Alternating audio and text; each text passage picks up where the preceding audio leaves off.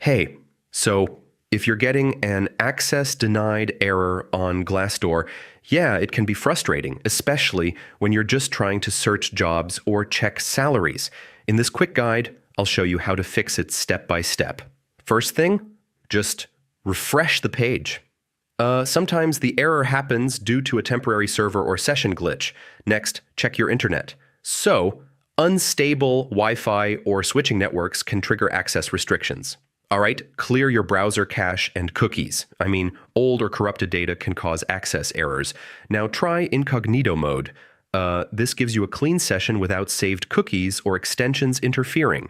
If you're using a VPN or proxy, turn it off. So, Glassdoor sometimes blocks suspicious or shared IP addresses. Next, disable browser extensions like ad blockers. They can interfere with site access and trigger restrictions.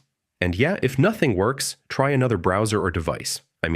This helps you figure out if the issue is device specific. So that's how you fix Glassdoor access denied issues. One of these steps usually gets you back into the platform quickly.